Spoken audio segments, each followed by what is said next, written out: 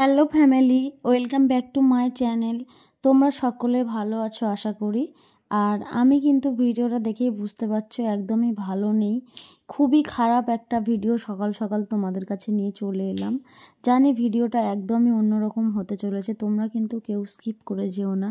কারণ একটা মানুষ যেরকমই হোক আমাদেরকে ছেড়ে চলে যাচ্ছে, তার ওপর কোনো রাগ টাগ কারোরই থাকে না, থাকাটা উচিত না।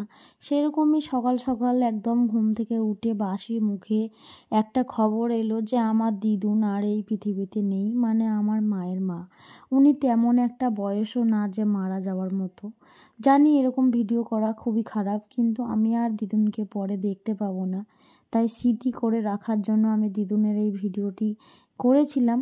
জানি না ভুল করেছি না ঠিক করেছি, তোমরা আমাকে কমেন্টে জানিও। তো উনি চিরজীবনের জন্য আমাদের ছেড়ে চলে গেলেন। অনেকটা বয়স হয়েছিল, কিন্তু তবুও মরার মতো না। তো উনি অনেক দুঃখ কষ্ট সব কিছু নিয়ে, অনেক আগের মানুষ তো চলেছেন। তো সেইখান থেকে বলবো উনি যেন পরের জন্মে ভালো কোনো ঘরে একটা জন্ম নেয়, সুখে শান্তিতে আদরে থাকতে পারে। আর ঈশ্বরের কাছে একটাই প্রার্থনা করি, উনি যেন স্বর্গে যেতে পারেন। উনি চিরকালের জন্য আমাদের ছেড়ে চলে গেল। আর কখনো দিদুন বলে ডাকতে পারবো না, বা মামার বাড়ি যাওয়ার কথা মনে পড়বে না। সত্যি কথা বলতে মামার বাড়ি ভারী মজা, কিলচন নাই। যতদিন দিদুন দাদু থাকবে সেটাই ততদিন বজায় থাকবে। দাদু আমাদের ছেড়ে চলে গেছিলে 2 বছর আগে, দিদুন ঠিক 2 বছর পরে চলে গেল। তো দিদুনের এটা শেষ যাত্রা, চিরবিদায় দিদুন।